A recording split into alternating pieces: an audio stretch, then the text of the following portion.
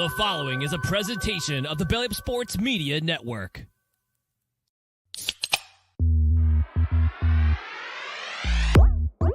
And I'm ready to go crazy because the Celtics are going all the way. Hey, Nick, go handle our light work. Bowl games matter. I would like a cold cut sandwich. Attaboy, Happer. You can call him Eamon Owens because he ain't got no D and he ain't got no J. James Madison. Turn your body cams off. Do what you do. Figures. Just like always. Classic me. This is why when Mike's not here, things go south. Ladies and gentlemen, welcome to another edition of Craft Brewed Sports. I am your host, Scott Kaiser. We are without Mike tonight. If you didn't notice by the sloppy intro, I'd like to do some housekeeping real quick before we get into things, though. We all have spent the last week on an emotional roller coaster. It has been emotionally draining. We no longer have our dog with us, but this is our new normal, and we are going to try our best to move forward. Please bear with us as things are a little different. Things won't be the same ever again, but we will find our new footing. We will find a new path forward, and this show will bring you the same greatness that we have tried to provide since its inception. Mike is out sick tonight. He's been dealing with, sickness in his house on multiple levels, so we wish him well and speedy recovery. We appreciate all the support from everybody from the past week, as does Caesar's family. And we just want to thank you guys for everything over the past week. And like I said, just bear with us because things will be a little different, but we'll get there. All that being said, I'd like to welcome in my co-hosts for the evening, Mookie and Matt Barr. Welcome in, gentlemen. How we doing? Tough act to follow, man. But you said it well. I'll just say ditto. We'll keep it simple there. Appreciate the support. Appreciate everyone reaching out. I will say though, the dog hats that Mike designed are sick, and I don't know if I think it's on the Facebook post, but all that money is going straight to support Caesar's family. They had a beautiful service this weekend, and just whatever we can do. Because again, yeah, like Scott said, it's been a whole week, and it's only been a week, right? And so it's been a lot to handle in that time, but we're just going to work through getting used to the new normal. And if nothing else, yeah, Tyson, you're right. I do still suck. I will own that all day, every day, and not even feel bad about it. But yeah, let's shit, Matt, I don't know. Jump in, man. Bail me out. Wow. 3 minutes in, Matt Barr filling in. There's some stuff that'll never change. Yeah, filling in for Mike. Wish Mike the best. Hope he gets better. It's always good to be here. It's always good to be back with you guys. I see that. My name is Matt Byrne that I got from Jules a couple weeks ago. I'm still recovering from that, as Tyson pointed out. I'm doing great. Like you said, heavy week, but happy to be here. Good, and we appreciate you joining us. Let's just go on ahead and get right to it. We are going to start with a little baseball talk, folks. I know how much you enjoy that. Do we not drink beer on the show? We don't drink beer on the show. No, we're not worried about the intro of beer. In fact, I didn't want to bother with my beer, but Matt, since you pointed it out, what are you drinking tonight? What's in your mug? So I am drinking a Tropical Falcon Smash from Triple Crossing Brewing here in Richmond, Virginia. It's a 7% tropical IPA with notes of, hang on, I pulled it up on my phone. Notes of pineapple, coconut, and lime. Very festive, and to break dry January, back here with you guys again. It's not a winter beer. Very much a summer beer, but I'm not mad about it. Drew, I know you're drinking something special. For sure. You're still keeping the streak alive. What do you got in your mug tonight? We were going back to the brew dog, Elvis AF here. So, tried and true. Do we usually have music for this? Is it this? If we're trying to set the mood, yeah. But it just sounded quiet, so I wasn't really sure exactly what. Maybe we can just go back to the silence. We don't have to get creepy with it. Elvis. Brewdog's always solid, man. I've come to really appreciate what they put out there. Definitely a beergasm. I don't think that could be said enough. more than a missionary Wednesday, but not like a sloppy Saturday either. Somewhere in the middle area there. What about you, Scott? What you pouring out tonight? Well, I'm sticking with what brought me to the dance. I'm going with Budweiser Light in honor of Caesar yet again. And we are starting a new scale to also honor Caesar. So, gentlemen, dog or no dog on your beer? Mookie, we'll start with you. I mean, it's in the name. Brew dog is for sure dog. And I think Caesar, he might be able to get down with this one because it's not as beery of a beer, but absolutely dog. Matt, what do you got? I'm drinking for the first time in 3 weeks, so it could have been anything. It's gonna be a dog. Well, I'm just so happy. I'm like Frank the Tank. Once the beer hits my lips, it's just it's so good. It's so good. Magical. Yeah, well, I'm glad that you're joining us and that you're drinking something that's a little bit better than the rest of us. At any rate, like I said, let's get into some baseball real quickly to start off the show. Here's the pitch. Oh, shit. And we begin with the Hall of Fame. The Hall of Fame announcements came out just over an hour and a half or so ago. We have 3 new inductees, those being Joe Mauer, Adrian Beltre, and Todd Helton.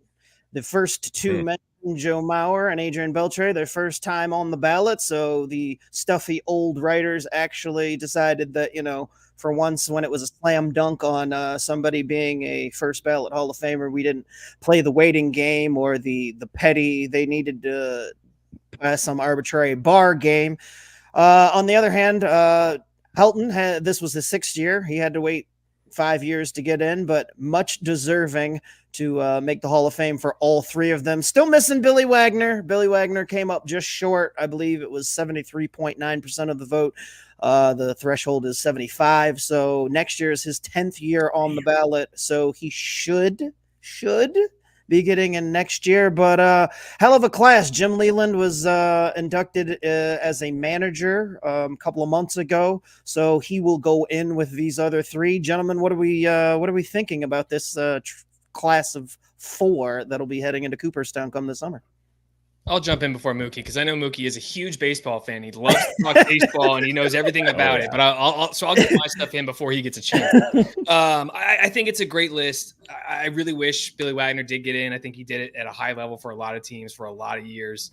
Absolute dominant lefty coming out of the pen. You did not want to see that fastball. You don't want to see that slider. It's a shame he didn't get in. I hate baseball writers going, oh, well, we can't get him in until 10 years. If a guy deserves to be in, he deserves to be in. Let's just move on, get it over with. One thing I'm hoping for, what I'm really, really, really hoping for, and it won't happen because it's baseball and baseball sucks when it comes to fun things. Scott, baseball doesn't suck in general. But when it comes to being fun, Adrian Beltre hated being touched on the head when he played. And Miggy Cabrera used to do it to him all the time. Every time anybody got to third, they just try and touch him on the head. I just want baseball to make his bust like in a place where everybody can touch his head. And just do that for all of eternity because I think that would be absolutely fucking hysterical. But again, baseball, so they won't do it. That's fair enough. Solid take. It's a ripe opportunity too. I think you both kind of alluded to the thing about baseball Hall of Fame shit that gets me is the whole well, he doesn't deserve to be on the first or third. He's a 4th ballot Hall of Fame kind of guy. It does teach us a good life lesson though, as I say. I'm gonna try to get this started, but kind of like Fetch. Nothing in the world is ever unanimous because Mariano didn't get elected unanimously. If people can't align on that, then I don't know what we can all agree on. And I just don't understand. Is that bar is that 75% of the vote the highest in all of sports? Because it seems extremely high to get in. And it's just funny to me that a sport that holds it so holier than thou is ripe with hypocrisy up and down the Hall of Fame hallway or whatever you would call it, where all those busts are.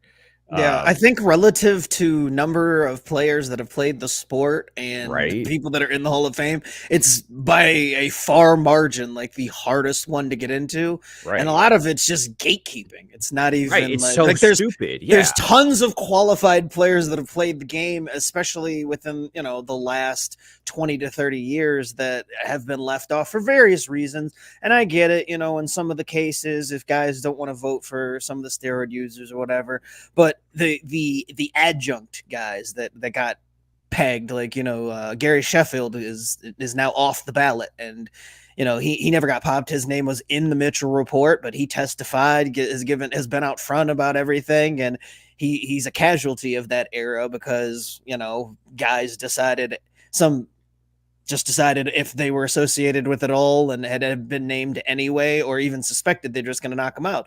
But I mean, there's been rumors surrounding other guys that are in the Hall. We know that things have been done, against the rules and other forms outside of steroid usage across the history of baseball. So yeah, it's always a running joke and kind of ridiculous at how few people have gotten in. But I was happy. Like I don't think I've been able to say that over the last few years. I mean, I'm always happy for the people that do get in, but I'm always more disappointed for the people that get left out. And this year's class is a very solid class. Like I said, I mean, I wish you can't Wagner argue with those guys. Like, it's a solid class. I mean, I wish Wagner had gotten in, and I think he will next year on his last year. But that's stupid. That's I can't stand that aspect of it, because like what has he done differently in his career between now and next year when he'll get in, because it's his year? Like, it's not a scenario where you can only vote for 5 guys until you run out of votes. Like, that's not at all what's happening here.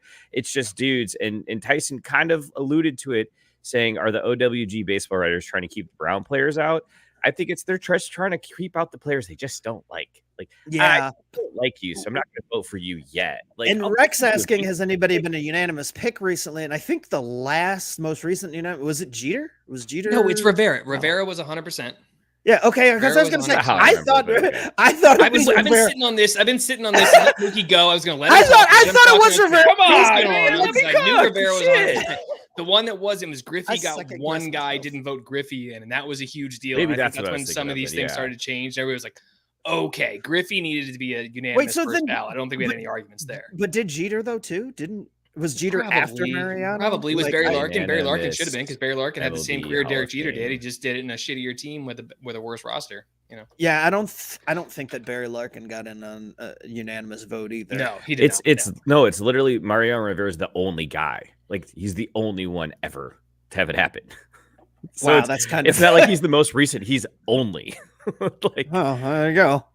Yep, Derek Jeter did not get it by 396 of 397. Right, like, who the fuck is that guy? Like, what are you doing? Like, what are you? He's my hero. Who are you making a point to? And then you're trying to be a little bitch ass. He's my hero. Like, that's my voter. That's my voter.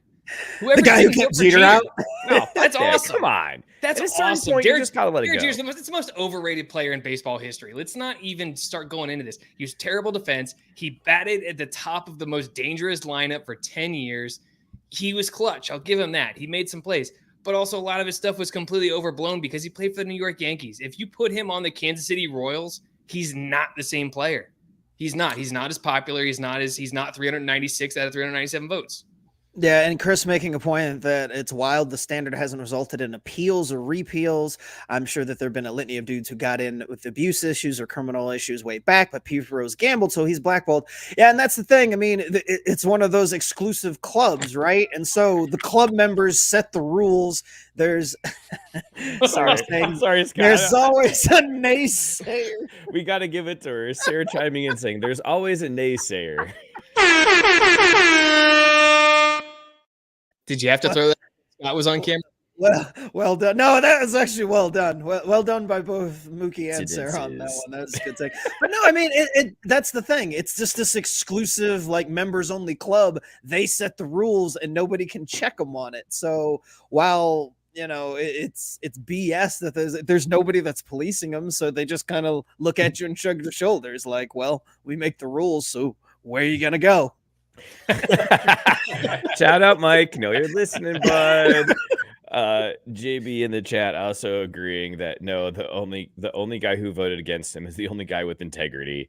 And then Biscuit saying the guy who voted against Keeter had to be from Boston. I know that's a typo, Jace. But Keeter's fucking awesome. It's your cousin from Boston. no Jeets in the hall. Fuck that Jeter guy. He can eat his cold cut sandwich outside the hall. That fucking guy. How was your cold cut sandwich asking better this time than it was when you were trying to do a Tommy DeVito? So funny story about cold cut sandwiches. I broke a plate today making lunch because I threw my turkey sandwich on a plate, put it in the oven under the broiler to toast that turkey, get a nice little crisp on it. And I'm standing there on a call having to deal with some idiot saying dumb shit, and all of a sudden behind here just go poosh. I was like, what the fuck? And I opened the oven, and yeah, the plate is just shattered all over. So that's the worst. Yeah, apparently Tyson asking a poignant question, but he wants to know when does "see you next Tuesday" shilling get in? Not exactly spelling or not spelling out the full "see you next Tuesday," and he says he knows what he said. Actually, Curt Schilling, I think, is the first person to be more or less a lock, but then to have his post-playing career be the reason that he's not in. They have that 5-year grace period after you retire, and Curt Schilling decided, how can I fuck up the next 5 years to ruin getting into the Hall of Fame? He decided the minute that he retired, he was going to go nuts and be all right-wing conspiracy guy, blow up a video game company, piss off just about everybody along the way. Curt Schilling is one of the rare examples of a guy who fucked up after he stopped playing. Well, now hold on, Scott. Biscuit chiming in here too. We should probably pay attention because he says, and this is to Pete Rose, everyone in the Hall of Fame except Pete Rose because intercourse that guy. Try not to say fucking screw up the algorithm. So maybe we should learn from Biscuit and just try to switch up the vernacular a little bit, right? Well, intercourse that, man. Rex has a sip to drain pour for us on the Heisman, the Major League Baseball Hall of Fame, or the Super Bowl MVP. That's a pretty good one. Let's let the guests go first. Matt, what do you got? Guess first. Yes. I am going to. This is so hard. This is so hard because. Yeah, I was gonna say. Oh man, is it the Super Bowl or the Super Bowl? Doesn't matter. Okay. Well, you're going to Disney World either way.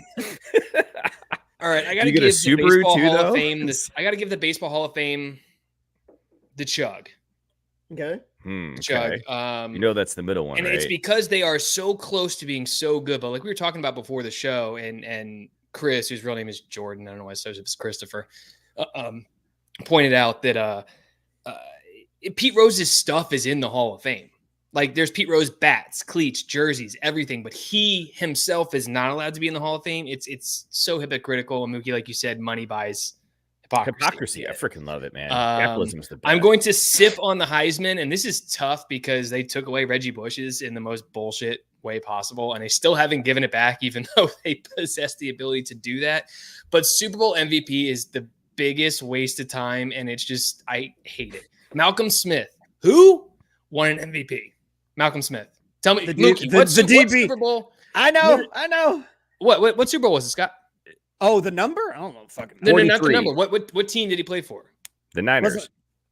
Oh no. I'm thinking of Dexter. I was thinking of Tampa Bay. When I said when you said Michael. Oh no. I know which one it is now. It's Seattle and the Patriots. It is Seattle. Yes, I do remember. What? It was Seattle and the Broncos, actually. Oh, was it the Broncos? Oh, well, yeah, there you go. Actually won that game.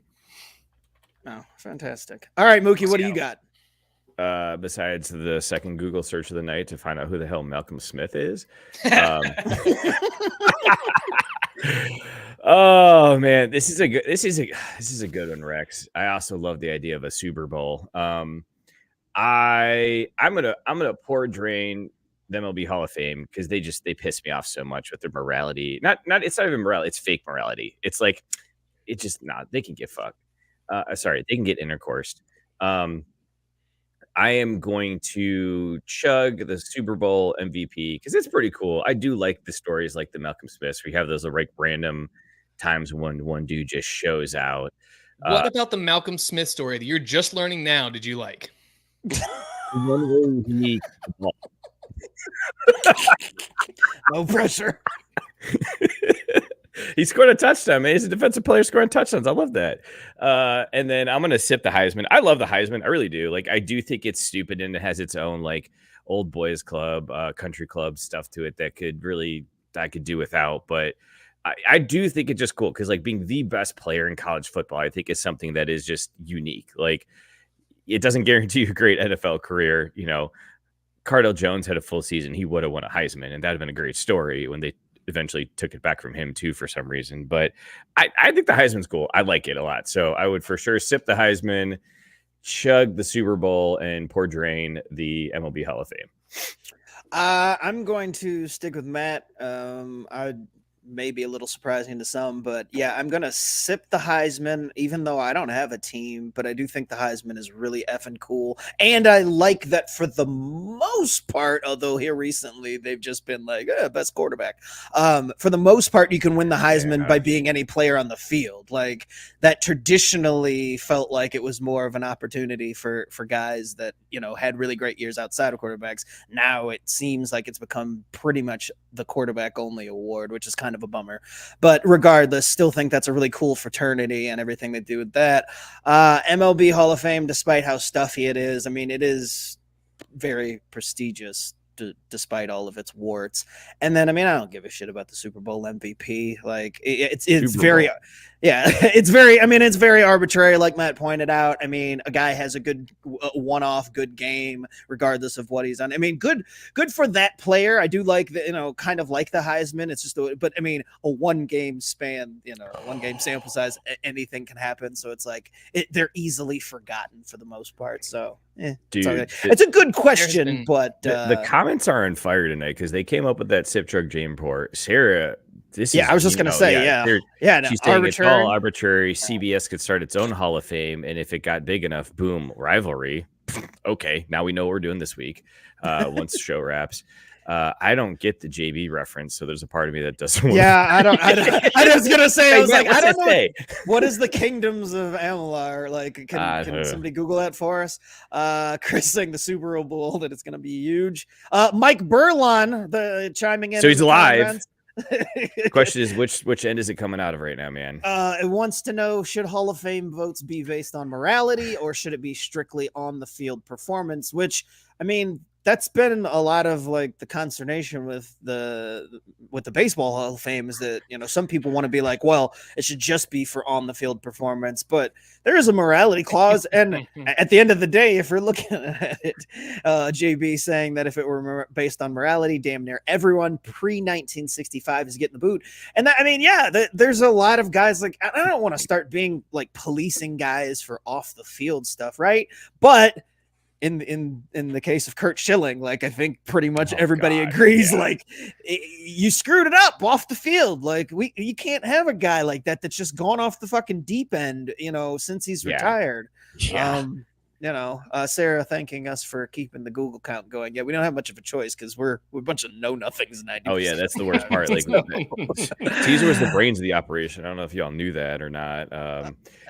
Steven Masters saying that Heisman has a viewership bias. The West Coast players don't get the respect. See CMC versus Derrick Henry. That's true too. Like, a lot of those. Isn't that true just generally in college sports though? Like, couldn't you say the same thing about the way like West Coast college basketball seating takes place? Like, I don't think it matters as much, Matt, though, in like pro sports because it's all settled on the field. Right? It does. You know it matters. It matters. It matters in every pro sport except for football because football has very set schedules for when the games are going to be played. They're going to be played at 1 o'clock, 4 o'clock, or they're going to be a night game.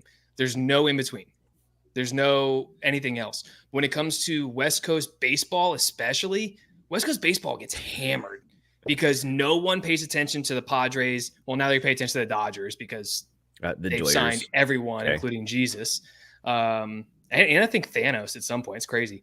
But, you know, the Mariners get no love. For sure batting cleanup. The A's get no love. The Giants barely get any.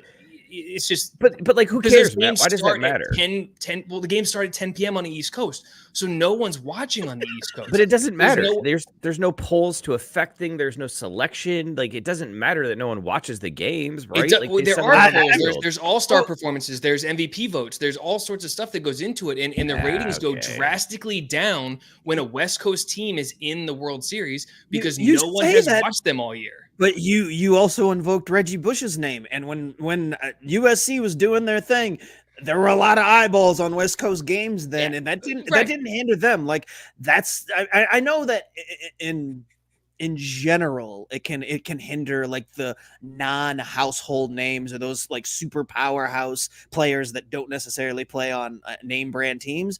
But I mean, I feel like the Heisman generally, I mean, if a white guy in Nebraska can win it as a quarterback, then I mean, like, you know, pretty much anybody can. Why? Shout out Eric Crouch. Yeah, I mean, what do you think he's doing these days? He played safety in the league for the Rams for a little bit. What's up? Oh my god! You know what? But here's a question for you guys. So Scott, you alluded to it, and you're absolutely right. The Heisman has become a quarterback award. Oh, absolutely. Yeah. Who are the last two non-quarterbacks to win the Heisman? Deion Both Sanders. Alabama players. Both Alabama players. Derrick We'll say Henry that. and Derrick Henry's one. Jalen. No, Was it Devontae Richardson? Smith. Devontae No. Smith. Devonta Richardson? Smith. Mookie, 2 for 2. Devonta Smith. Yes. Mookie, Know my shit.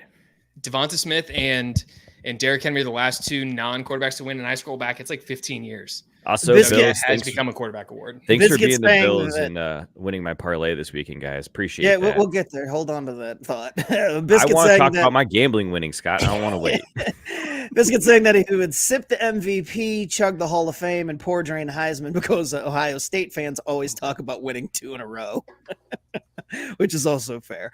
Gabe wanting to know if Ray Lewis a Hall of Famer.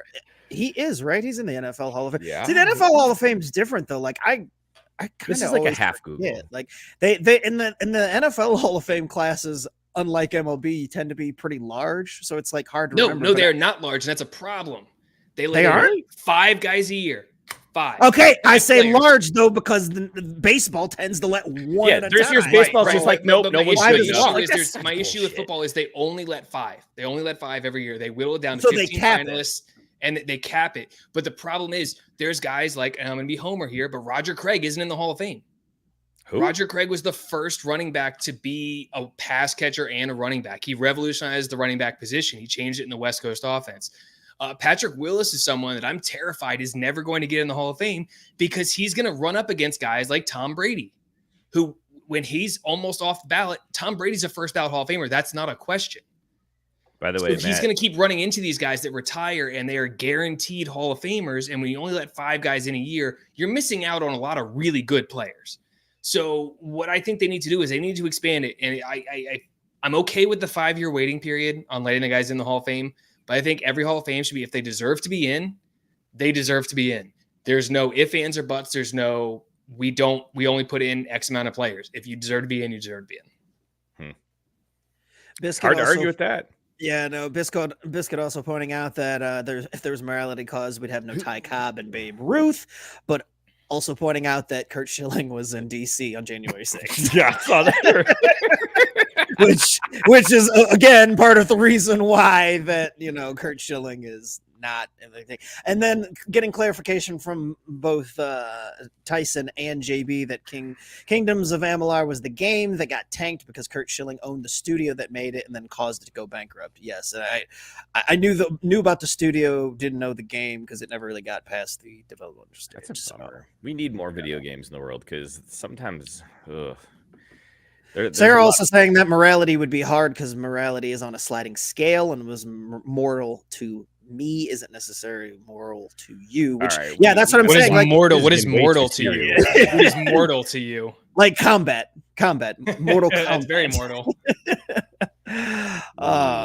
But yeah, I mean, it's tough. I mean, as far as Hall of Fames go in general, because baseball technically doesn't limit the amount of people that can get in, but because you have to get such a high threshold and people are on their high horses, it means that we're usually limited to 1, 2. Like that's why this class where you've got 3 guys, both or 2 of which are first timers, it's a big deal because I can't remember the last time it happened that you've got 2 guys. It's been like at least 4 or 5 years. So Also, we glossed over it a little bit, but Jim Leland getting in.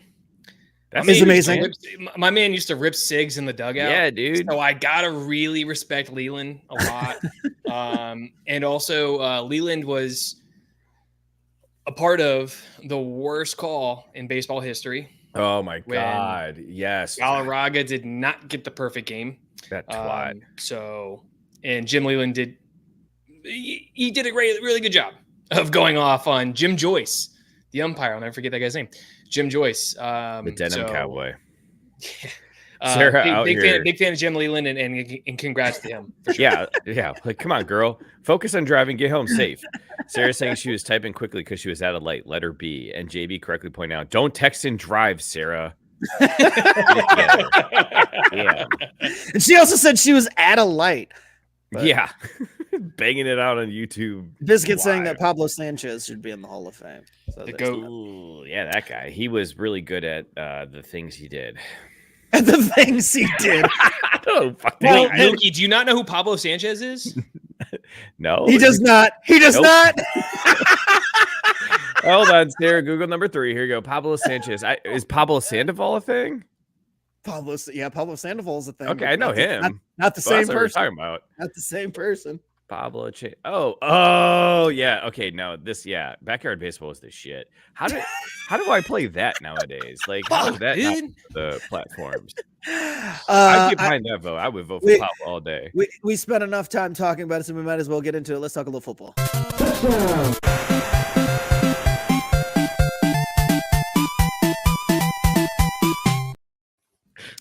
Alrighty. Chris Davis chiming in saying Pablo Sanchez is the Dinger King of backyard baseball, which is the perfect way to put it.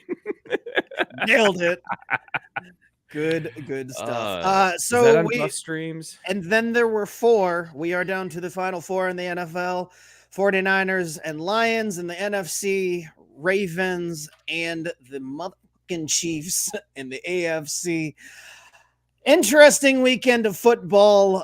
Let's just go in order. Let's start with I guess we'll start with the game that nobody really cared too much about, but the Ravens and the Texans.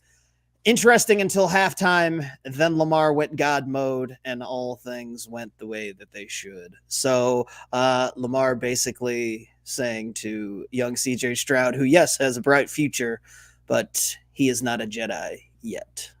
So we are blessed to have Lamar on the AFC side, though, because hopefully he can get the job done. Not a whole lot to say about that game. I mean, like I said, good for D'Amico, good for Houston, getting a playoff win against Cleveland, who they own all of their draft picks for the next multiple years because they traded Deshaun Watson to Cleveland. So big ups to Houston for doing that. Obviously, San Francisco 49ers guys, D'Amico Ryans was the defensive coordinator in San Francisco. So big fan of D'Amico. I wish him nothing but the best. CJ Stroud looks like the real deal.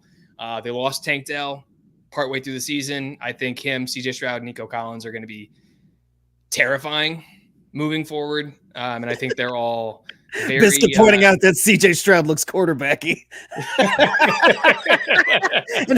Yeah, that was quite the quarterbacky matchup between. Yeah. So that was good for Houston. The bright future and in a weak division. So good for them. Oh God, yeah, Houston's quickly put together too. quite a good team. Like, I mean, I know that it started before D'Amico got there, but that they looked really good this year. And CJ Stroud is a big part of that. Maybe the first Ohio State quarterback that doesn't suck complete ass in the NFL. Could be. Maybe. That is so disrespectful to Craig Krenzel. I was just trying to think what was the don't you dare invoke that name, because I will never forget that his first NFL victory came against who? The 49ers. That's what I'm talking about. I know, but I don't like the reminder. Mookie, anything on the Texans game? Did you happen to see any of it? Or disgusting? No, I was a little disappointed. I was really hoping that game was going to be a little bit more of a shootout. But that's because life's too short to bet the under, and I had a lot of over props riding on that game. Ended up working out all right, but really the second half just didn't play out like I thought it would. Like the way that the Texans went into halftime, I was like, all right, they found something. Like, what's his name? The linebacker they had spying Lamar seemed to have like a sense of how to hold him tight. And I was like, okay, this might be a little bit back and forth. Then I slept through the third quarter and woke up. I was like, well, this sucks. But, it worked out all right. Like, that's where it's just kind of like, all right, cool. We had a hot first half and we're just going to put, the count away and take a little time out until the next game. Because that second half was not what I expected it to be. The score seems deceiving too. It didn't feel like a 30-point output for the Ravens. So JP pointing out that it's TBD on CJ. Yes, I am aware. Like I said, I said maybe. Dude, I don't know. That team is young. They're young. They've got pieces, new head coach, new system. Like, I don't think they're going to lose anyone to other staffs this year, at least. Like, I don't know. If I was in the AFC South, I'd be a little nervous personally.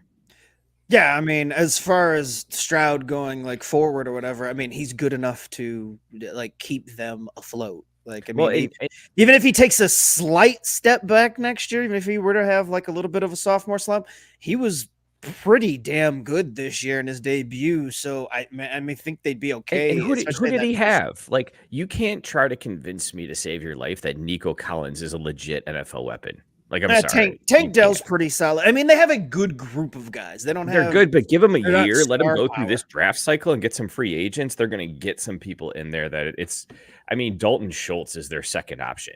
Like, not terrible, but also at the same time. I mean, between Dell and Schultz, I mean, they have like a competent. Like, what, Matt Barr? What skill players? Like, I see that. Nico Collins and Tank Dell and even Dalton Schultz is not bad. You got to remember they were playing with Davis Mills last year, so they didn't really have a quarterback. You're really sticking your neck out there, Barr.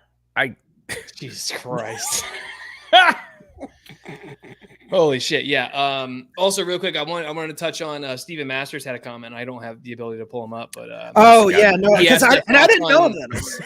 I didn't know thoughts on the Chandler Jones and AB doing a CTE is fake podcast, and I gotta. I didn't know that was a thing. Was that the one you wanted? Chris Davis took the words right out of my mouth. If we jump down to his comment, yeah, I was gonna say Chris did. I was like, it's like CTE is fake. That podcast is the number one way to prove it's fucking real, because there's no questions that both those guys are. Get help, boys. Get help. There's Stephen also saying that nobody had bothered scouting the Texans or knew what to do against them. Whole season of film to watch, so they'll take a step back next year. I mean, I'd agree, except for the division they play in is pretty crappy, and unless you really, so bad. There's so many people that are like slowly moving out on Trevor Lawrence that's really like their main comp, right? Like, I mean, nobody fears. Not slowly. He's had 3 years. He hasn't done shit.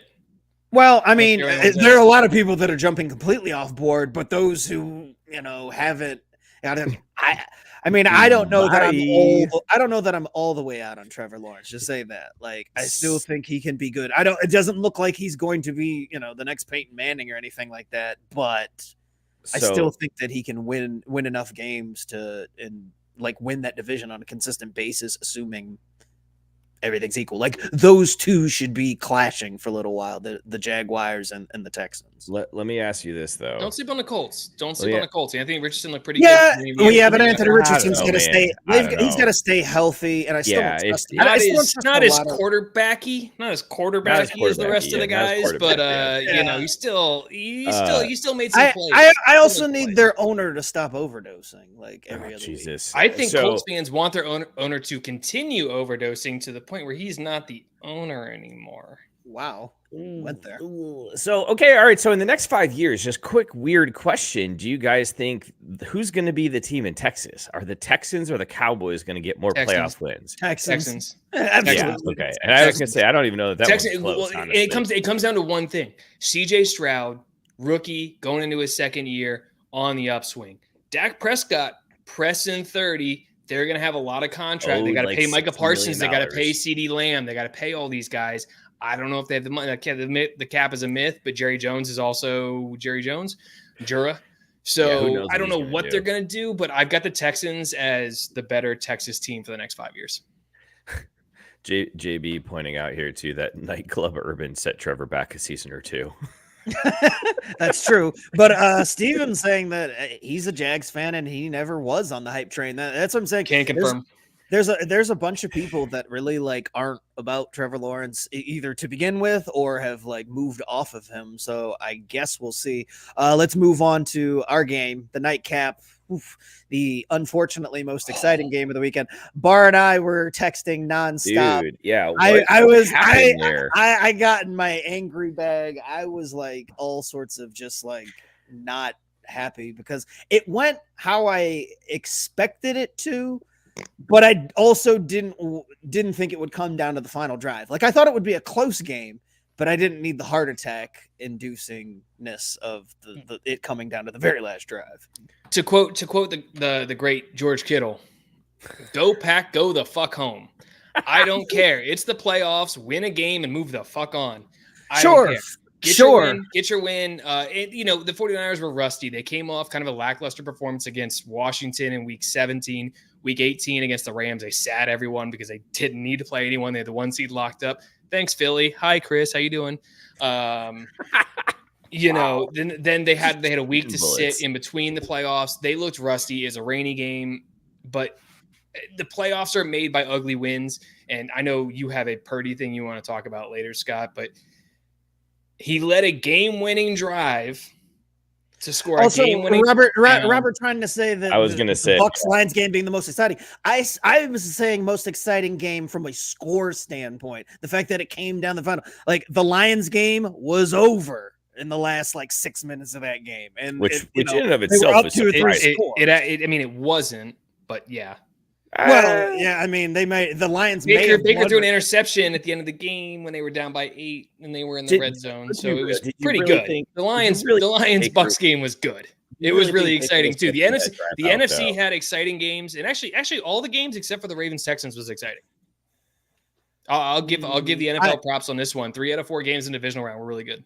I didn't watch a single minute of the fucking Bills. I was going to say, I didn't watch a minute of that game. To wake up and see that the Chiefs won, I saw all that I needed to know. And I mean, I guess it was another thrilling 3-point matchup from that aspect too. But did you at least see how it went down, Scott? Because I think that's more imperative than even knowing the score. Wide right? Yeah. Wide right and Patrick Mahomes. Dude, and aggressively wide right. Look, I don't mean to be that guy, but I can make that kick. You have literally proven you fucking can't. You've literally proven you can't. There's a whole if you're watching this for the first time, search on YouTube, Mookie kicks a field goal and see how fucking miserably that goes for him on a Saturday morning with no one around on a vacant field. And see how that goes. Hey, it was cold that day too, though. It was really cold. Buffalo, in January, he can knock down a 43-yarder. Easy. Rex pointing out that it's easy to make it an exciting weekend when you script it. NFL is the new WWE. That's a good point. And also, as if there was this to me, I think if you ever introduce him to someone else, this is how you introduce Tyson and sum up his character. Tyson, all caps. I watch for Taylor. Of course you do. We all know that, Tyson. You didn't even need to say it out loud. And Sarah's saying that the Bills decided yet again that they did not want to win. I mean, Bills, man, I don't know. Here's the thing. I don't know what you do. They got to tear it down. They got to tear it down and start over. They're real close to having not to do much that. else you can do. I don't think Josh Allen's the guy. I don't. I think Josh Allen is the guy. But the problem is you don't tear the team down. You get rid of the coach.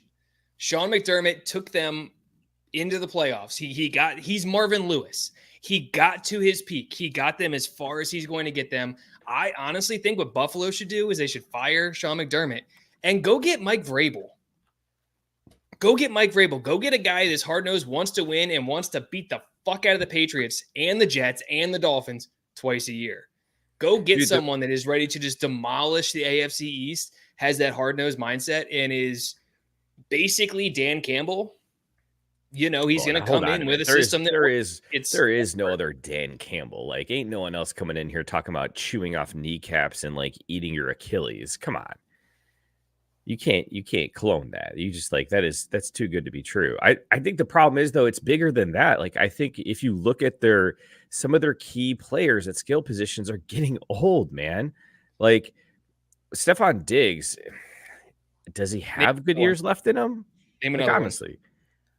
What? Name another skill position player getting old in Buffalo. Latavius Murray. You asked. He got you there. He got you there. He hit you with Latavius Murray. Mookie. You know what, Mookie? Give it to him. That feels good. I didn't see that one coming. That was a good pull, Mookie. Good pull. I don't know. I mean, I guess they're not as old as I thought originally, but just like again, I what is there like there's enough that they can get to this stage, but like is a new coach really going to change the roster, be able to make the most of the roster they have to get there?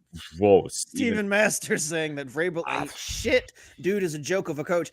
I actually tend to agree. Although, if you're Tennessee and you fire Vrabel, as much of a joke as he may be, I don't know why you go to the joke of an offensive coordinator for the Cincinnati Bengals to be the one to fill that vacancy. Like, that's a really fucking interesting choice. They're tanking. They're tanking. They realize that Anthony Richardson, Trevor Lawrence, CJ Stroud in that division. They have Ryan Tannehill and a guy that puts mayonnaise in his coffee. And as someone that had to come on this show and take a shot with mayonnaise in it. Which I'm glad you brought that up because I've been meaning to ask you, like, what is your relationship with mayonnaise now in general? Has that changed at all? Haven't had it since. Haven't had it since. Have you had Jaeger? I still have that whole. I have that whole bottle of Jaeger still sitting in my freezer, and I can't wait to just unload it on some unfortunate schmuck at the Super Bowl party. Biscuit saying that the Buffalo Bills are destined to just be a Super Bowl T-shirt sent to third world countries. Like seriously, there's a gap, but I'm sure that they're happy to see the Bills back. Like, hey, yeah, Bills T-shirts are back here. We missed you. And Robert Taylor saying that Josh Allen is great. It's just that unfortunate for him he is a league where he is contemporary is better. I mean, it's true. Is he great or is he just good? Really? No, I think Josh Allen is great. I think it's a Jordan thing. Like, I mean, you play quarterback at the wrong time in the wrong conference. If he was in the NFC, I mean.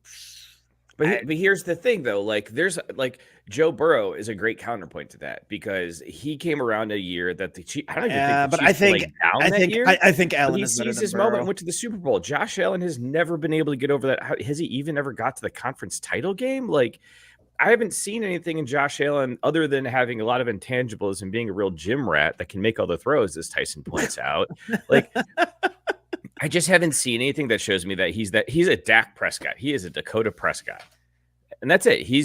I don't want to say he's a Jag, but like he's like maybe a really good one. Tyson also saying that he put mayonnaise in your mom's coffee. I mean, bro, come on now. That's you know what? Brother. I'll tell you what. I'll give you this. JB saying Josh Allen is the new Stafford, gunslinger that makes some awful decisions at the worst time. If Josh Allen goes to a completely new franchise, I bet you he could pull off Matty Stafford. But that's what we're saying. Like, he's a really good quarterback. He's great. It just might. I don't even know that I would say Matt Stafford. Stafford was great in Detroit. Stafford was great. Yeah, for a decade. He couldn't be getting Calvin Johnson. And they gave him no offensive line. They gave him no running backs. And they said, fuck defense. We don't need that. And they were scoring 30 points a game and still finishing with losing records. Matt Stafford is a great Hall of Fame quarterback. Yeah, you're right. Do not shit on Matt Stafford like that. Yeah. I love Matt Stafford. When Matt Stafford was rumored to go to the Niners, I was talking about the Niners were going to win 8 straight Super Bowls until Stafford was 40. I love Matt Stafford. I hate that I have to root against him. I love Matt Stafford. Robert also pointing out that Joe Burrow hasn't thrown a fourth quarter. Is that true? In the postseason, stop ignoring that his defense is scaring him in the playoffs. I would like that's what I'm saying when I say that I think that Allen is better than Burrow. Like, I mean, Burrow's good. Don't get me wrong. Burrow is good in his own right, but I think Josh Allen is better. I mean, and it's just unfortunate that they both keep running into the same immovable object. It's just. And are the Bills the Cowboys of the AFC? No, because Dallas doesn't even come close. Like, no. No, the Bills don't have an annoying ass owner. The Bills don't have fans that claim that every year is their year. They might a little bit this year, but there's something I do want to touch about on Bills fans. So 5 weeks ago, there was a Bills Mafia fan at a tailgate, which if you haven't been to a Bills Mafia tailgate, it is an undefeated experience. That is so much fun. I went up there when they were playing Washington. And so I didn't give a shit about either team. I was just there to have fun. My family's Buffalo fans. I was rooting for the Bills. But other than that, I was just there to witness it all.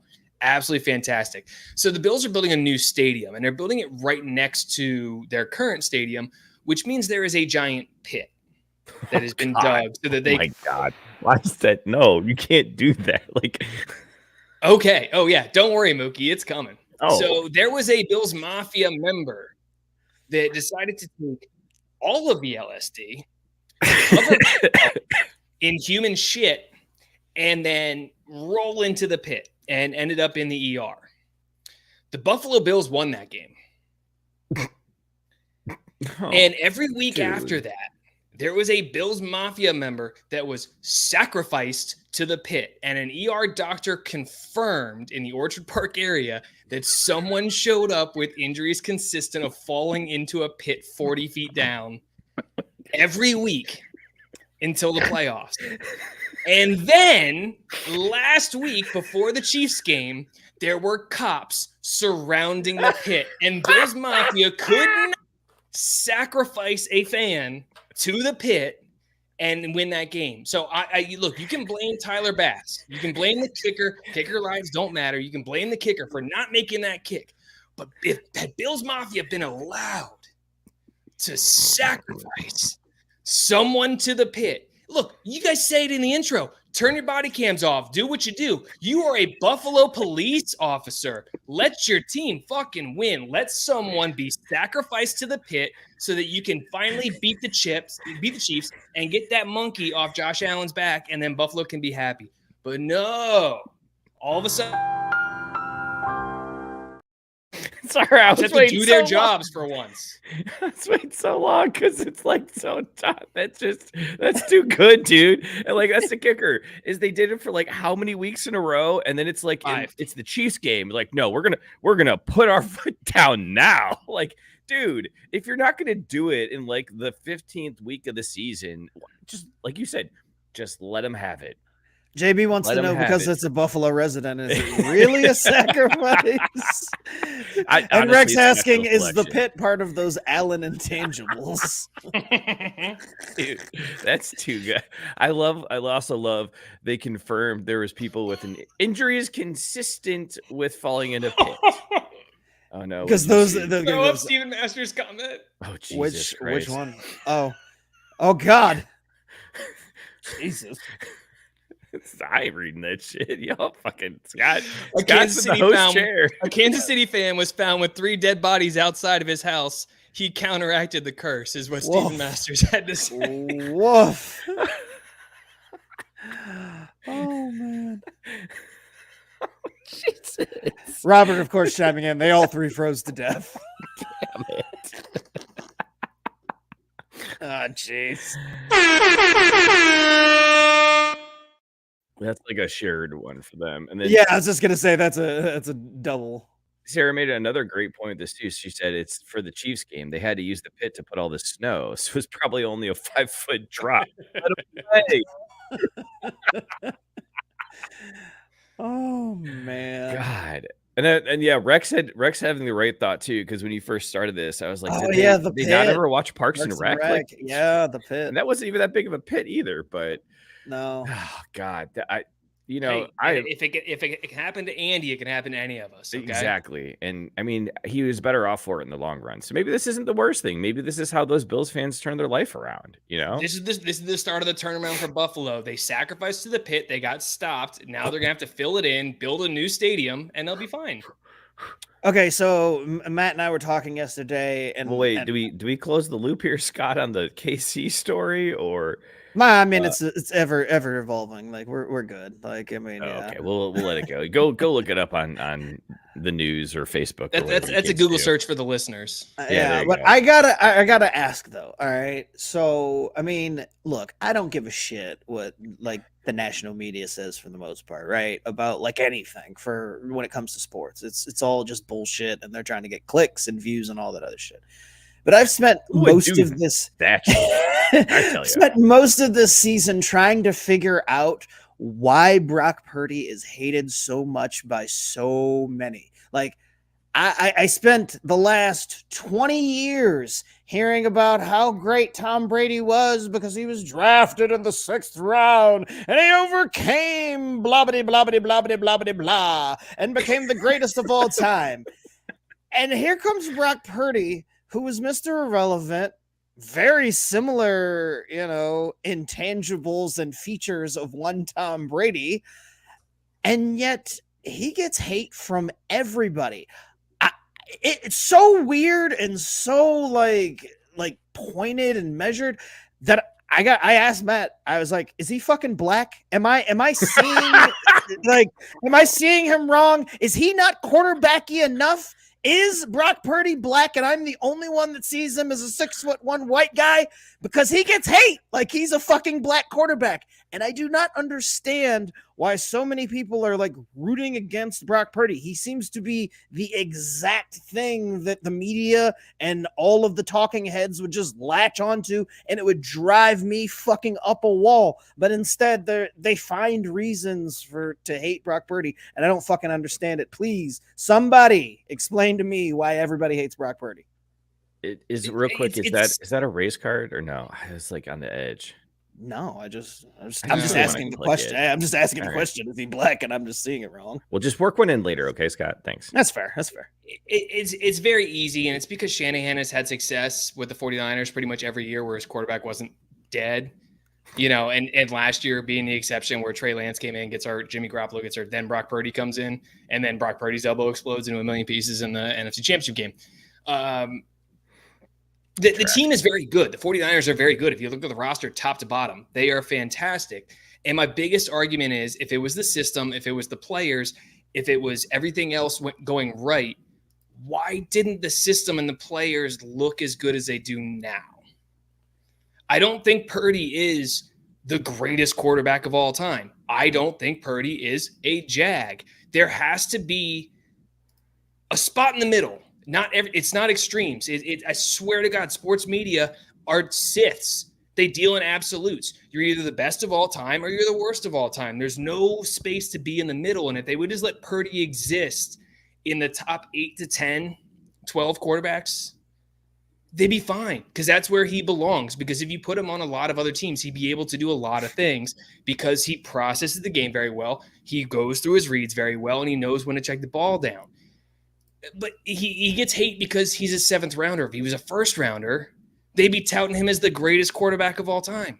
But then coming in being like, oh, this is exactly what Brock Purdy was supposed to be. This is but Brady was a 6th rounder. Like same story. Came out of nowhere, wasn't expected to be anything.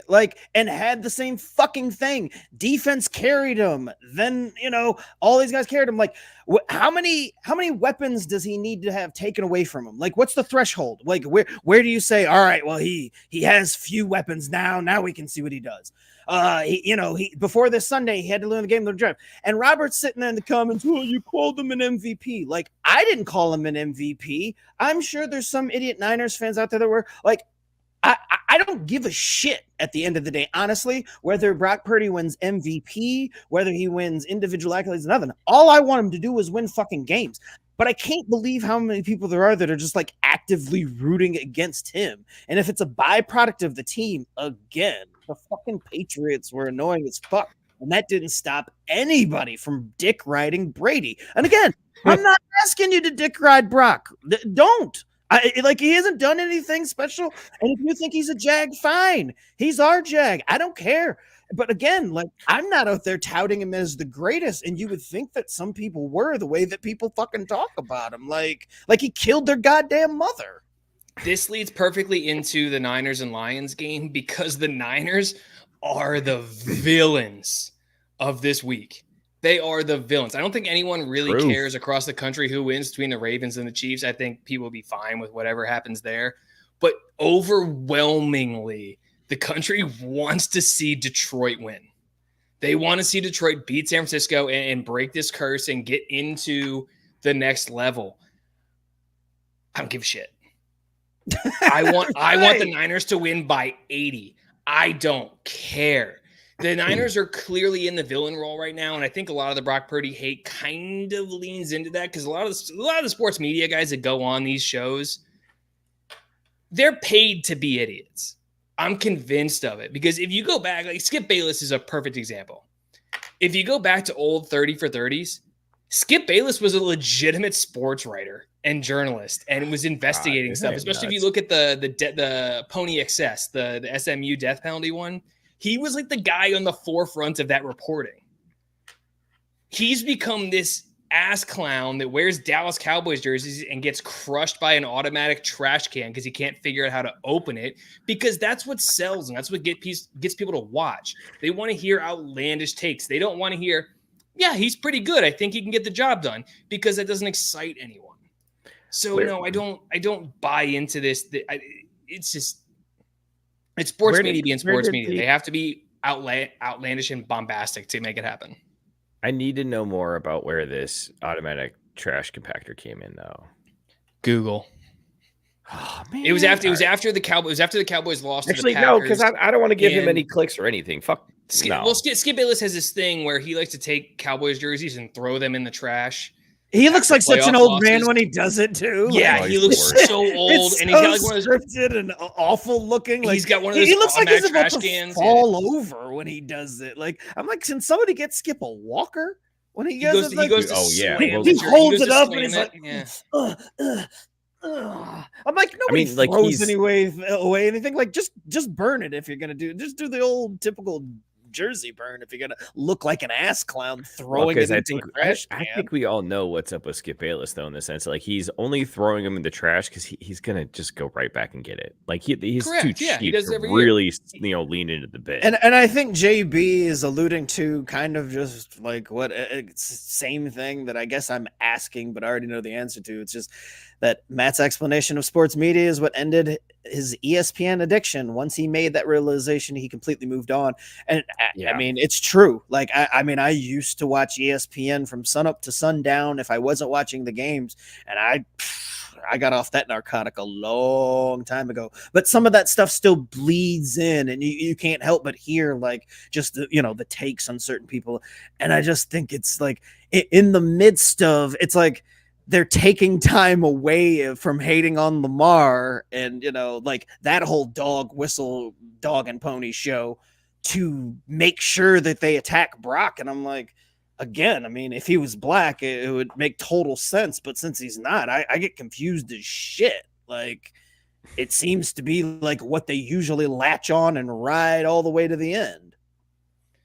I don't want to call anyone out, but can you put up Chris's comment real fast? Because... oh, damn it. It says, if Skip was really an angry fan, he would have thrown the living room table his wife built over the couch.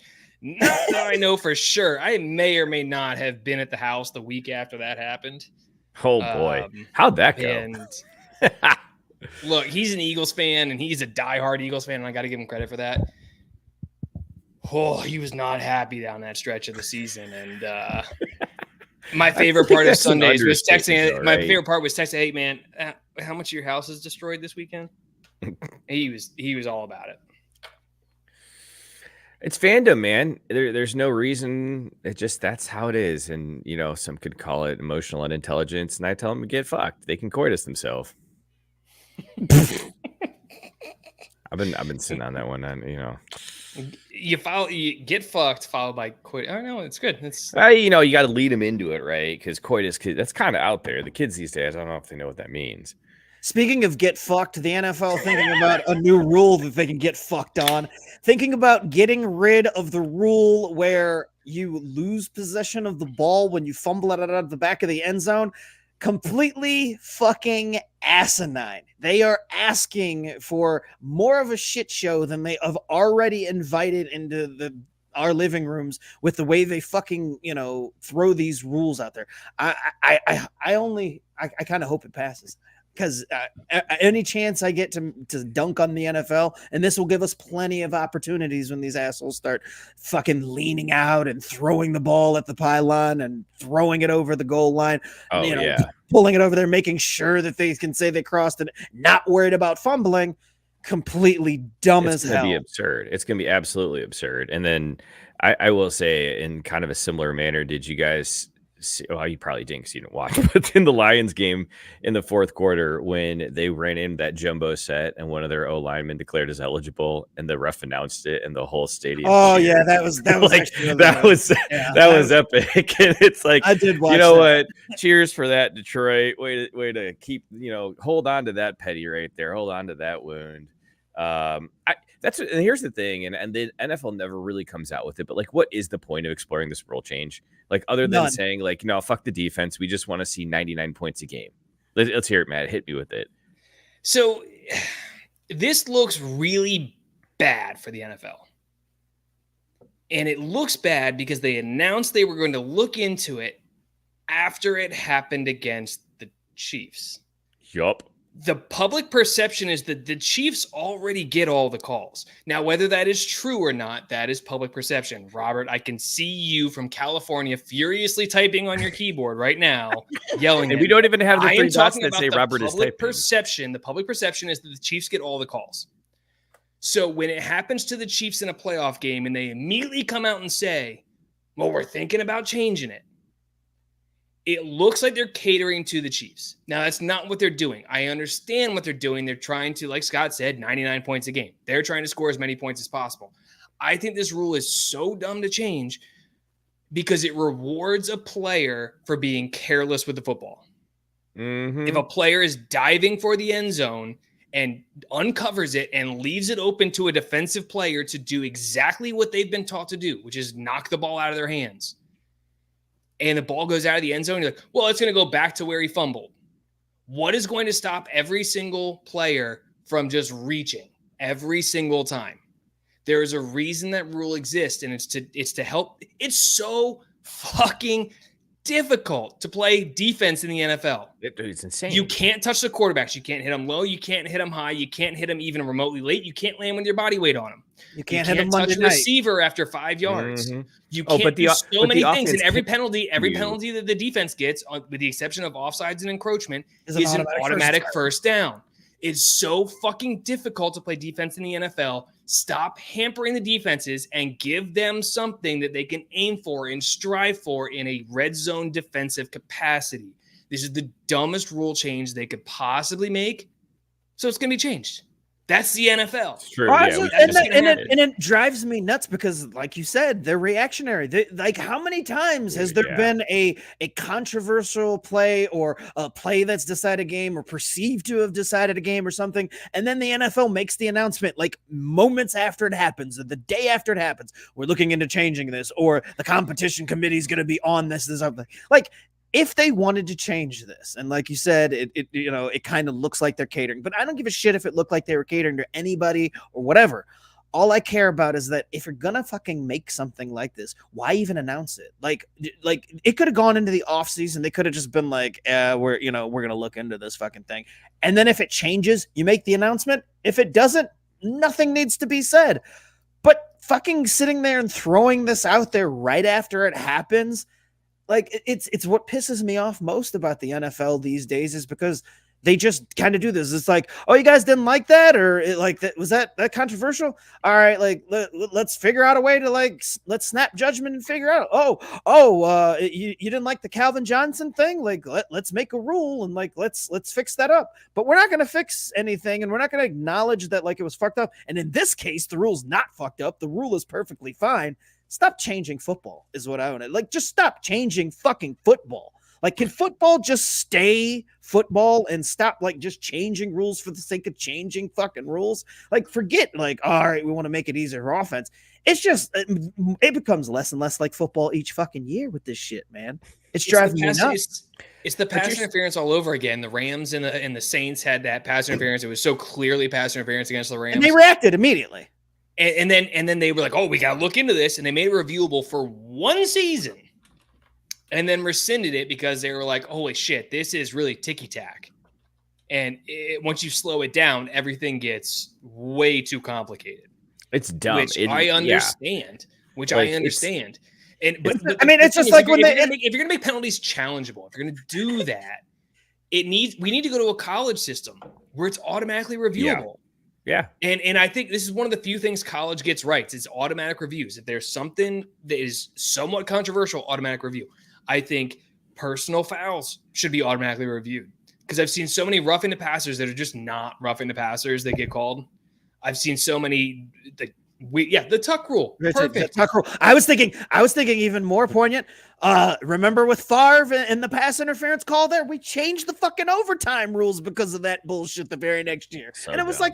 Was that Tom Brady got hit low. Brady got hit low. He tears his ACL. He misses a year. Immediately, you're not allowed to hit quarterbacks low because you hit Tom Brady. I think the thing that's most frustrating about it too is like they don't have to try that hard. Like there's places that already have this shit figured out, and like all they could do, just look at the MLS. As Stephen Masters points out, the MLS starts here in less than a month, 30 days until FC Cincinnati kicks off at home. Go steal what the MLS has got in place. Soccer's has got this figured out, man. Season ended, so yeah. There's an MLS season, dude. You don't remember me showing up here despondent and in pain?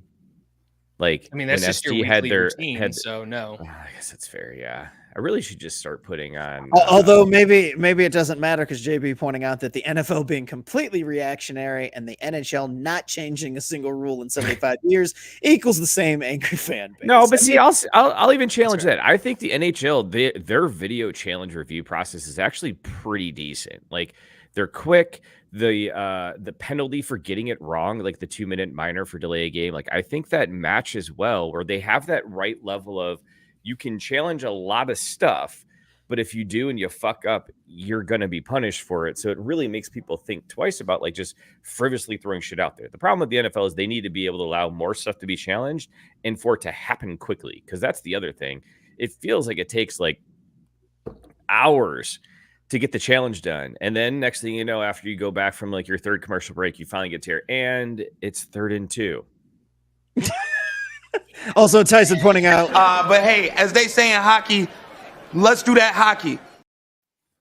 Yeah, we did that hockey. We kicked its ass. So Scott, we do got to see, what are your thoughts on this Islanders coach? How has things been since that dramatic shift? Yeah, fuck the Islanders. But I do love me some Patrick Waugh. That's my guy. That's my fucking guy. The GOAT, baby. I love it. I do. I hate the team though. Fuck the Islanders. I wish he could coach a better team. But yeah, right. You got to take the opportunities you got. You know, it's not like he's ever had a shot at coaching a solid NHL team before. So maybe this is a stepping stone to JB asking a hilariously funny question because it actually just got brought up recently, but it wants to know what happened to Lou the dog. Is he dead yet? It was Rate announced that Lou died a while ago, but he did want to come back in some shape or form, get back on the show. So we'll see if we can make that happen. Just for you, JB. Just for you. Speaking of dead dogs, Uga just died. Oh, Georgia. Like which version? Like what 20, number? 23. 23, I think. Yeah. So they're probably gonna have to crown a new one before the football season. So Uga 24 and 24, huh? Yeah, 24 and 24. RIP and peace to Uga number whatever. 23. I pulled 23 out of my ass, so I have no idea. We all know that Caesar's smiling somewhere because Stephen Masters chiming in saying Texas beat OU in basketball. It's 8:11 p.m. and OU still sucks. Absolutely. Everybody. Fuck the Sooners. Cheers. I was going to say, bring up a glass for that one. And in honor. Oh, no, 3, 4. Oh, that's my guy. If you haven't bought a hat, buy a fucking hat. They're sweet as hell, man. And can't wait for mine. Different colors. I bought it the day y'all put them up. I bought one immediately. Well, and people are starting to receive their hats. If you don't know what we're talking about and you aren't in the Facebook group, we did design an original design for Caesar to honor his memory, and we have hats and stickers that are available on our website. 100% of the proceeds going to his family, so we're not looking to make anything off of it. We just wanted to do something. Ours haven't arrived yet, but when they do, it'll be everybody like, oh wow. And Mike chiming in had no idea we've raised $370 for Caesar's family, so thank you to everybody who has bought a hat. And if you haven't, get your ass over there, buy something, support the family, support us, support Caesar. It's such a dope hat too. It's a nice rope hat. You got 3 choices to choose from. It says that's a bar on it. It's got a dog on there. Right. I don't know. There's nowhere you can't so wear hard. it. It's so hard. Yeah. I don't wear this. Yeah. It looks. I know Caesar didn't like beer, but it'd be some fucking amazing can art. I'll tell you that much. Like true. I don't know what kind of beer it would be, but it'd be some amazing can art. But before we move on, let's hit the for the 370. Hell yeah! Because I just want to see it again. Oh no, 3, 4. All right, so we want to move into these matchups for the championship games because we haven't really talked about those yet. I was gonna say, I guess we should talk about Final Four. Papa. Hey, Mr. Nera. Love you, shout out, man. Yes, love you. Appreciate you for watching us. We should start with the Ravens Chiefs because none of us care. Nobody cares. We all have dogs in the fight in the next one. So maybe just a rapid fire pick. Who you got? The sad part is you two care so much and I care so little that there might be more to talk about in the Ravens Chiefs though, because I'm gonna be like, yeah, I mean it's Niners all day. Well, I feel it pains me. I don't want to go against my mulatto brother, but I also don't want to root against my quarterbacky brother. This is the pinnacle. Right? I want black quarterbacks to take over the NFL. I'm so happy that there are more black quarterbacks getting a chance, and all the fucking haters who said Lamar couldn't get here or Lamar isn't this, Lamar isn't that. Y'all can continue to eat all the dicks as he does what he does. I'm tired of the Chiefs as much as anybody is, but I don't have anything against Patrick Mahomes personally. Taylor can get fucked, and really that's the thing here, right? This is me rooting for Lamar so that I don't have to see any more Taylor Swift. You know what? Tell Baltimore to get some really annoying bitch to be associated with them. Tell Lamar to start dating some annoying white chick, or have Mark Andrews date some annoying white chick on his team. I don't know. Then maybe my perception will change. But I mean, I'm hoping, just for the sake of hope, that the Ravens win. Problem is, I think the Niners actually have a bigger problem on their hands against Lamar. So I'm rooting for probably my own fucking demise, but it'd just be nice to not have to hear about Taylor Swift and the Chiefs for 2 fucking weeks. That's all I'm picking against. Nothing against my mulatto brother. So sorry, Sarah pointing out we need a green Caesar hat. So Mike, I know you're listening. You have your assignment. And sorry, Scott, but Tyson going, Taylor can get fucked, Scott said, with his mouth full of Brock Purdy's turgid penis. Again, I didn't, was I hyping up Brock? Was I going off about how great he was? Why is his penis turgy? I don't even know what that means. I gotta Google. I don't turgid. either. Somebody Google turgid. I think we're up to 5 now. We're up to 5. I got to check how you spell it. Also, Steven saying that San Francisco is capable of signing Malik Willis. Yeah, I hear he's available. I'm not interested. I don't hate that. I've got Brock's penis in my mouth, so I guess I'll do it. Turgid, swollen. What do you? Okay, so what do you guys got though? What about you, Barr? Okay, so not picking just based on race. Yeah, that's it. That's all we're talking. All right, hold on, because that one. I was gonna say, there it is. You said you would work it in for me. Race card. From a strictly football sense, I think the Ravens win. I think they're the better team all the way around. If Patrick Mahomes had a single receiver that wasn't named Rashee Rice that could do it, I'd be very hyped on them. I think Roquan Smith and Patrick Queen are going to do a very good job against Travis Kelce. However, I am also rooting. I'm rooting for the Chiefs because I think the 49ers match up better against them than the Ravens. That's it. I'm rooting for the Chiefs strictly because I want. Look, attaboy, Matt. Attaboy. Look, I'm path of least resistance, baby. I'm obviously going to pick the 49ers in the NFC Championship game. I got it right here. I got it back there. I'm obviously going to pick the 49ers. Both of these teams can get fucked because the last 2 Super Bowls the 49ers have been against, it's been against the Ravens and the Chiefs, and they've lost. So both these teams can get fucked. If there's a way that the Niners can just win and both of those teams disappear and the Niners just get to hoist it, I'm cool with that. And the Niners are Super Bowl champions. I think the Ravens win, but I'm rooting for the Chiefs. That's the pundits' heads are gonna explode if it's Brock versus Lamar. Who are they gonna hate more that week? They'll be like, this is the least quarterbackly Super Bowl of all time. I mean, I love it. I can't argue with it. Mike did respond saying those are the only colors the supplier offers. He wanted it in Texas orange. Obviously, we're going to have a second iteration of this lid for Caesar, so we'll figure out a place where we can get burnt orange and green as well. Also, shout out to Chris Davis, who just texted me a picture of him buying the Caesar hat and sticker. And he said who is his it? order confirmation. Chris Davis. Oh, who said thank you, Chris. He thinks he has the Lions have a good shot at the Chiefs, which makes me feel like he's picking a Lions-Chiefs Super Bowl. I don't know, man. I honestly think at the end of the day, the offense between the Ravens and the Chiefs, not like dead even, but comparable. And I just have a gut feeling, like, I don't know, maybe it's prejudice, but like that Raiders defense, I think is gonna travel better and just step up to the occasion. Then I don't trust the Chiefs defense. I don't. They've been spotty all year, and the Chiefs can't catch. The receivers still drop shit all over the place. So, Chris asking to see Matt's face because he wants to see the pain in his eyes. Oh, was Mookie talking? I was zoning him out. Yeah, that's fair. I mean, I was picking the Ravens. I guess, you said both teams can get coitus, so never mind. You don't really care.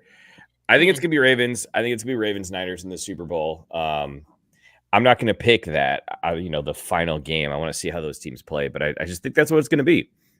I think the Chiefs are going to fucking find a way again because they just keep doing it. Like, I mean, I'd love for it to be the Ravens, but I do think the Chiefs are going to find a way. They just do. It's that Michael Jordan, like, it factor. Like, I mean, but that's why I want Lamar to get one. I think that's the other part of it. They're 3.5-point favorites right now, which is about what you would expect for a home playoff game. The thing that threw me off a little bit, though, over under is 44.5, which seems low, but I guess Baltimore's and Kansas City's defenses are two of the best in the league, and I don't think people really realize that because they thought of the Chiefs as an offensive powerhouse for the last 4 or 5 years, whatever it's been. No, Chiefs defense is fucking legit. They're really good, and the Ravens defense is also not slouch. I don't think that's the case. The only team without a defense left in the playoffs is the Lions. I mean, they got the rest of the three defenses are really, really good, and it comes down to Scott's mouthful of turd penis and Brock Purdy against the Lions is really what it comes down to. So Matt, you're taking the Lions? Fuck no. Okay, so all right. So I had a buddy ask me. And I'm sorry to all the Lions fans out there. I'm gonna pre-apologize for this one. I had a buddy ask me if the Niners were to lose against the Lions, is there any part of you that would feel good about that and happy for Detroit and happy for the Lions franchise? It was Chris. Sorry, Chris. That's a dumb question. If there's any part of me that would be happy for the Lions franchise for getting over the hump and into a Super Bowl, and I thought about it in Game of Thrones, and I thought about it for absolutely no fucking time at all. No, fuck the Lions. They can get fucked. Right? Like, no, man. Michigan just won the national title in college football. They had their football chance. They got their football glory. They can get fucked. Next year, they can do whatever the fuck they want. I hope the Niners fucking destroy them. Michigan's a stupid fucking state. It's the only one broken in 2 parts. Oh, we got one. They call them Yoopers. Well, hold on a minute now. What about Hawaii? There's like 5 islands down there. How does that's broken into pieces? Are we attacking because it's fucking volcanic islands. This is continental U.S. Everything else geographic on us. Like it's just attacking the shape of the state as to why they should lose a football game. The Yoopers are probably fucking Green Bay fans anyway, and you know what I say about that? Yeah, Go Pack, go the fuck home. Canadian than they are. So American I live here on the mitten. Fucking cool. No one gives a shit about the mitten. Fuck the mitten. Dude, that's awesome. Michigan. How else Detroit's a piece where of do you shit. live? Show me where you live, Matt. You can't do it. You have to use like actual directions and like words and stuff. There's nothing better than being able to point your hand and show this is where I live. The mitten's fucking awesome. There's literally nothing in the mission in the mitten that's awesome. Nothing. There's like a lot of trees, dude. So you're taking that game. Trees. So you're taking the Niners? Is that I'm taking the Niners. I think they're a better team. I like the Lions. I like Dan Campbell. I like Amon-Ra St. Brown. I almost said Jared Goff. I don't like Jared Goff. I like him as a fantasy quarterback. He was fantastic. There's the fantasy tick, Sarah White. I like Jared Goff as a fantasy quarterback. I like Amon-Ra St. Brown. I like Sam Laporta. Another team that I think has a pretty bright future, but this year is not the year for Detroit. I'm taking the Niners.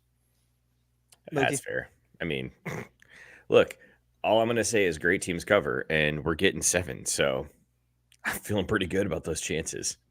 Because otherwise, if we don't cover, then that means we're getting our ass kicked. So that over is probably going to cover too. So either way, it's a win in my book. Look, let's just be honest. Everyone in Detroit just happy that they're actually here and they won a game. Like the last time Detroit won 2 back-to-back playoff games was 1958. Like, we're good. And then there's not any expectation for next year either. Like, this is all you want in Detroit is a season every once in a while that pops like this where you can get excited about things. And they're playing with house money. So there is no way this goes badly for Detroit. Period. End of sentence. Niners by 10. Fun fact. I'm a 35-year-old man. My dad wasn't born in 1958. So oh shit. Just throwing that one out there. Yeah, just to close things up and get out of here shortly. I'm taking the Niners, obviously, no shocker there. But I will say this game sucks because Detroit's a good story. I mean, growing up in Toledo, I have a lot of friends back home that are, big into the Lions. I don't want to see the Lions season end.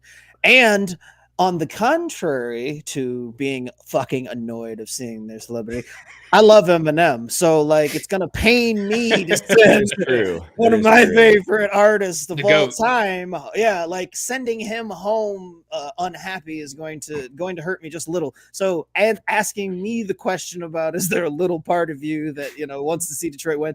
There's a very teeny, tiny speck if it means that Eminem will be happy. But I will say this. I don't give a shit, NFC or nothing. Like, whoever wins this game, I need them to win the Super Bowl. I do not want to see the Ravens or the Chiefs win the fucking Super Bowl one way or the other. I'm not rooting against the Lions this week. I think they're a really good team. I think their defense is underrated a little bit because I don't think it's as terrible as people make it out to be. And that offense can get on a roll in a hurry, and I'm terrified of it. I think the Niners win by not 10. I'm gonna say they're gonna win by a touchdown, but by a touchdown. So it's a push in Vegas. Huh? It's gonna pain me slightly to win, but then I'll forget about it because I remember we're in the fucking Super Bowl. So I will genuinely feel bad for Lions fans after the Niners win. I will feel no joy for them if the Niners lose. Let me be very clear about that. I will feel remorse for Lions fans if they lose. If they win, they can get fucked, but please win the Super Bowl. I was getting caught up on that. We got a lot to catch up on in the comments. So first, Ryan McCarthy saying Virginia is America's pork chop or chicken drumstick, but depending on your perspective. He said West Virginia. Whatever. West Virginia, same difference. Reading's hard. Readings and I live in Virginia. It's not the same thing. Readings and arithmetic. Yeah, comprehension is not my strong suit. Sarah White saying Michigan is one of the two states you can drive south to get to Canada. Also, that you have to get excited about states that can be demonstrated with your hands. Florida, Michigan, Alaska, and West Virginia. Didn't really ever think about Florida being demonstrated with their hands, but fair enough. Mike, Sarah, I'm going to need to see Sarah White's sign language. I want to see her Alaska. Sure how you do that. Yeah. Mike is clearly feeling better because I couldn't slip this by him. Great teams covering. We're getting 7. Niners by 10. Mike stays undefeated. Yep, you got it, Mike. Glad you're still comprehending stuff. Robert Taylor saying the Lions fans deserve to see a big win. The Lions franchise does not deserve it for ruining Sanders and Megatron's career. Couldn't agree more. Chris Davis pointing out that we were uninvolved in Vietnam the last time Detroit won a championship. There's even more stuff popping in. Tyson, I don't want to see the Lions team win, Scott said, gargling the freshly shorn scrotum of Brock Purdy. I mean, we've been throttled by this point, so it's okay. Yeah. I mean, you could tap in on this though. JB saying, "Real talk, if the Niners don't play any better than what they did on Sunday, you're staying home." And I'm not worried about that because they didn't play on Sunday. So you're right. If they don't play better than they played on Sunday, then they absolutely won't motherfucker suck mud. And they also, the defense played amazing the whole game. The Packers had three red zone. JB possessions. Acting like he wasn't all over fucking Facebook talking about, the Packers losing. Yeah, he knows he didn't want to fucking see the Packers. So, we did him a goddamn favor either way. Yeah, you know what? You asked for something. You got Thanksgiving beat down from the Packers. So you had Thanksgiving. We're giving you. You're welcome. Now you get the Niners instead of the Packers. Thank you, Ryan, for joining us. You have a great night too. Long live Caesar, my friend. And then Also, I am the king of technicalities, son. I'll pull out all the technicalities all day. It's how I got where I am on a technicality, baby. I mean, really, it makes sense though, because a technicality is just petty in a different way. Exactly. It's what I'm known for. Steven Masters fired a shot. AFC greater than NFC, though. And Robert Taylor's just happy to be here after the underdog season, which is just so true, but weird to even think about. The Chiefs, they have been underdogs this season, and it's surprising considering they got Tay on their side. That's right. That's what real fans call her, Tyson. I do have to be a naysayer, JB. It's what and I then do. Sarah following it right up with, "There's always got to be a naysayer." There's always one. Mookie, what were you drinking tonight as you finished chugging it? There's an arrangement of other NAs, but mainly we were focused on the Elvis AF from Brewdog. Absolutely a dog. I think Caesar might have been tempted. He might have liked this one a little bit. I don't know, but absolutely a dog beer and would go back to it. We'll go back to it again. So stay tuned for that. Matt Barr, what were we drinking? I was drinking Tropical Falcon Smash from Triple Crossing Brewing here in Richmond, Virginia, 7% tropical IPA, and I feel exactly the way I feel about this beer as Rex Emilian did with his comment. As long as the Super Bowl is close and I don't care who is there, my team isn't in competition. I haven't drank in 3 weeks, man. This feels really good. Big fan. It's so Big nice. fan. I'm loving this. Man, that's Well, I'm glad we could get you back off the wagon. That's what we do. I was drinking Budweiser Light one more time from my dog, our dog. It is a dog. I mean, it's the dog of beers in more ways than one. So that's what we're rolling with, gentlemen. This has been a show. So, Matt Barr, thank you very much for joining us. Appreciate your service. Couldn't have done it without you. Mike, get well soon, buddy. We missed you. I can barely function with this. And I like giving out the abuse more than I like taking it. Like, I'm not used to this. Like, is this like beat up on the host? Is this what it feels like? Oh, yeah, that's 100% it. It's whoever's in that seat, Scott. No matter Sweet what. Jesus. And Mike takes it worse than I thought he did, because this is rough. Some of you assholes are just mean out there. Damn. Goodbye. Alrighty, everybody. Thanks for joining us. You can find us where you find all your podcasts, and check us out on Facebook, Twitter, all that fun stuff, Instagram. Thanks to Belly Up Sports for supporting us. Thank you for all listening tonight. Thank you for continuing to support the show. Go buy a hat if you haven't. We miss you, Caesar. We love you. We're going to keep on going for you. Gentlemen, have a good night. Appreciate you. You'll never walk alone, dog. Fuck it, we ball.